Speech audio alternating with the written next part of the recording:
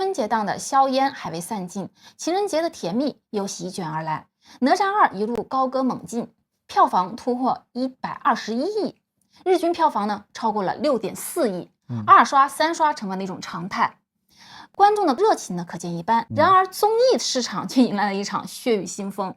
由于参赛的这个嘉宾名单未播先火的《演员请就位3》于本周5晚上开播了。导师阵容呢还是一如既往的强大，有中国第5代导演代表之一的陈凯歌，演技大咖惠英红、章子怡、吴镇宇坐镇导师之位，更有曾包揽戛纳、威尼斯、柏林3大国际电影节多项荣誉71岁的法国传奇女演员伊莎贝尔·于佩尔担任国际导师。在国内导师面前丢脸已经吸引不了流量了，现在要丢脸丢到国外了。结果呢，这个节目播出以后观众这个评价真是两极分化。有人呢就怒嘲节目博流量无下限，也有人呢打出了4星5星的这样的盛赞说这是2025年最好笑的综艺，调侃这个节目应该改名为观众请发笑。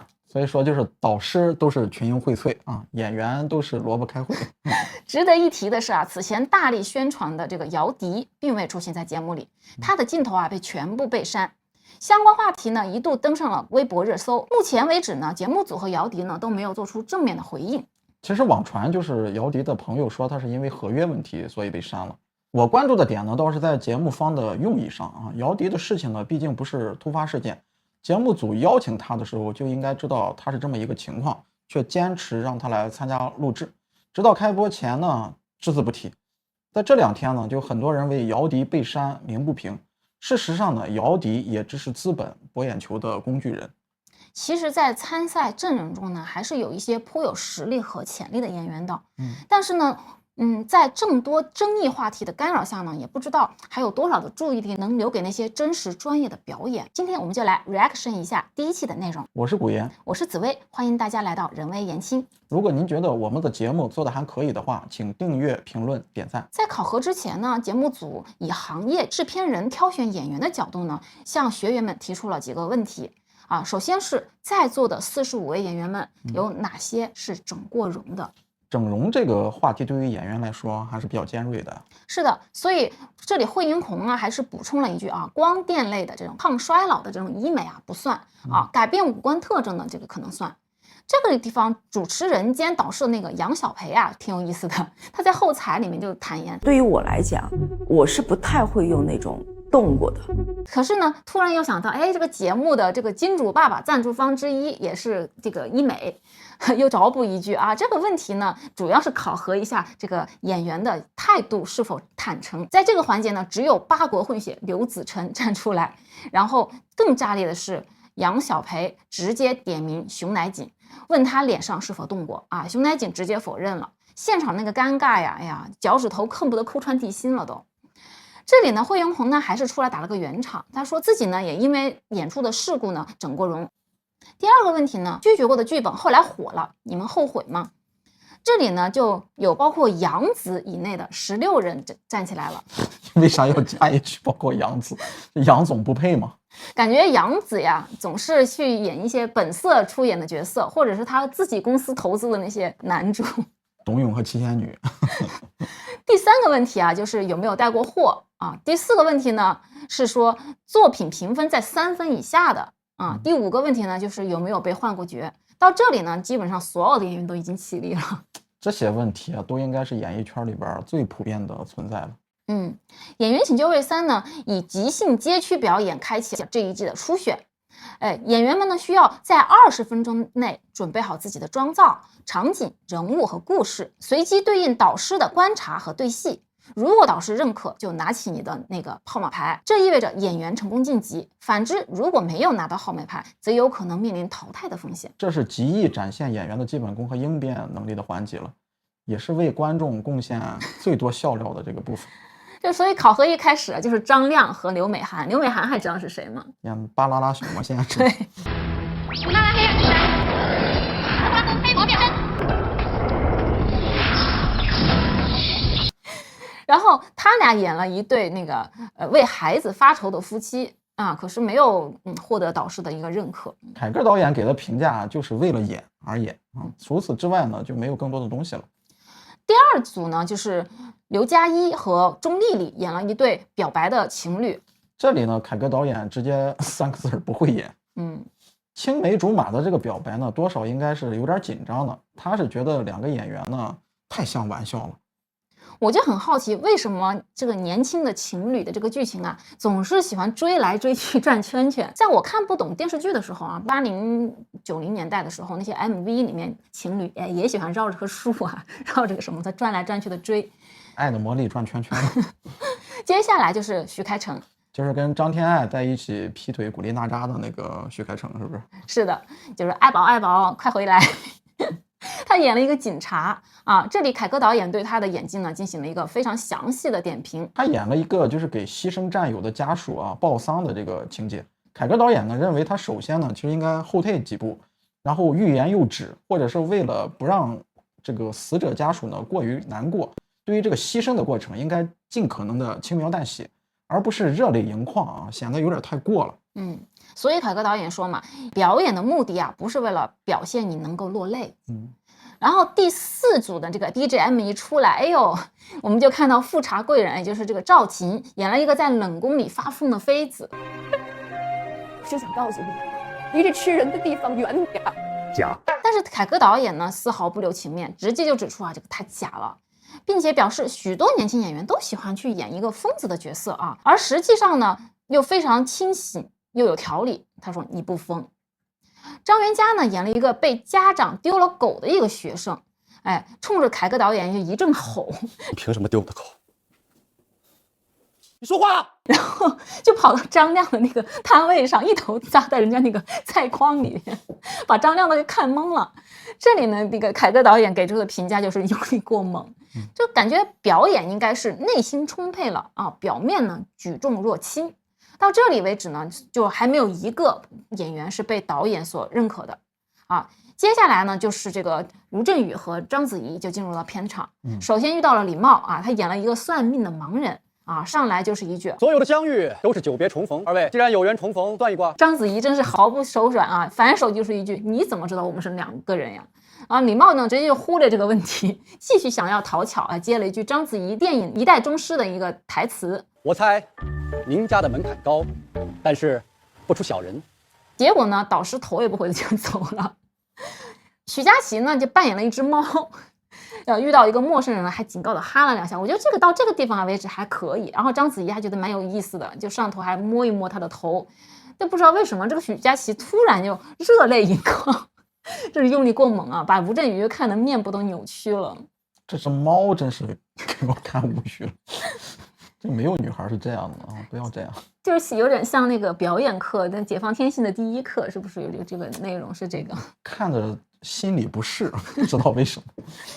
这个苏晓彤和这个王佑硕啊，演了一对吵架的情侣。哎，章子怡呢就直接留下了2个字：套路。这里特别有意思呢，就是吵一半就突然下大雪了。偶像剧里边情侣标配的吵架场景啊，不是下雨就是下雪。你们不要再打啦！对，不要再打了。这里有一个演员啊，特别有意思，他演了一个现场 PD， 就是现场导演的一个工作人员。而且还骗过了章子怡和吴镇宇。刚才有事是这样的，最后有一个演员，他刚才因为道具砸到受伤了啊，然后那个台前也不是我们可以不用管他直接。好，我第一反应是我要不演个 PD 吧。戴高正呢，就演了一个爱而不得的民国军官，又是一个套路下的霸总角色，都是为了找我爸复仇是吗？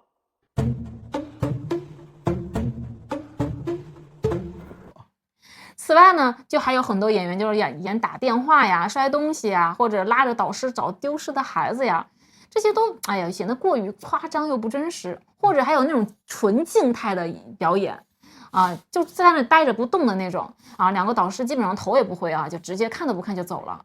就吴镇宇呢，在接受采访的时候就坦言，不懂啊，我也不懂，总之没什么感受，就是这样。这种反应呢，就让人感到非常失望。看到这里呢，10几个人了，还是1个人没跳出来。哎，所幸后面还是出现了一些不错的人选，而且呢，反应也非常快。哎，这里有一个叫宋伊人，哎，他扮演一个为了那个安葬父亲啊卖身的一个人物。特别有趣的是呢，他把这个卖呢就写成了一个买字。哎，章子怡就 get 到这个点，就问他，哎，你是要卖自己吗？对，你写的是买还是卖？我不识字了，我身体很健康的，我没病，我吃的不多。这里呢，与他所扮演的这个人物的角色也非常契合，他信念感非常的强啊，在这个过程中表达的也非常真挚。最终呢，章子怡就拿了他的牌。还有一个就是被陈凯歌导演所认可的，就是张百乔。他在剧中呢就演了一个卖豆腐的一个脑瘫患者啊，无论是动作呀、台词呀，还是戏里戏外的一个表现吧，都非常的真实啊。即使在接过牌子的时候，就已经有导演认可他的时候，他仍然保持着这个状态，哎，用生病的一个手势和吐字的方式去回应了陈凯歌。这个节目最后不会最有演技的是张百乔吧？这个不奇怪吧？我觉得张百乔是有演技的。对，他是科班出身的，其实。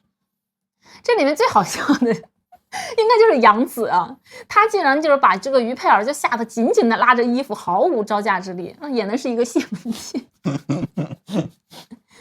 这个台词啊，就是邀请对方去我府上喝酒，共度春宵。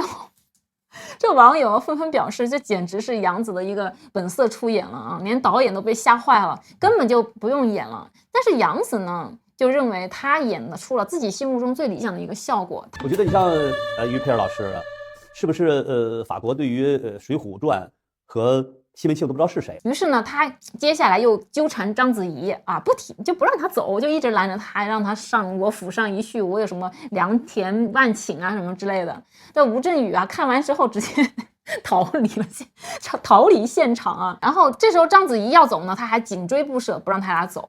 到我府上一叙，我将备上美酒佳肴，山珍海味，只要张小姐跟了我，将留下穿不尽的绫罗绸缎，太不难了。吴镇宇呢，直接表示这是本色出演啊，看来大家都是对他比较熟悉。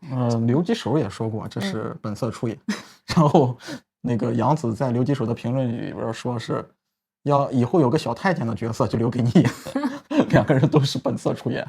然后陈凯歌呢就直言杨紫呢还不清楚何为好的表演，说他好像是系统之外的一个表演，完全不懂。这一期里面有一个令人意外的啊，就是金莎的男朋友啊孙承霄表现得很自然，哎，他也是唯一一个被两位导演同时选中的一个选手。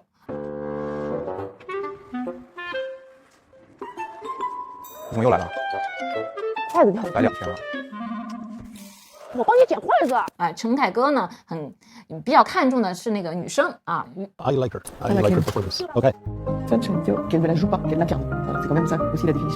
玉卓演一个小偷，我觉得活灵活现，不见悲苦，只见快乐。而于佩儿呢就看中了孙承霄，并且称赞他已经完全融入了这个角色，这对新人来说是一个非常大的一个鼓励和肯定了。最离谱的就是刘子成。他的参演本身就引发了众多学员的轻视和不满啊！他进入现场的时候就有其他的演员在 diss 他，蛐他。然后呢，他演的这个角色，他演了一个相柳，对，相柳，这很多书迷心里的意难平，让他霍霍成什么样了？战死沙场，这应该是一个将军最好的结局了吧？虽千万人，我望矣。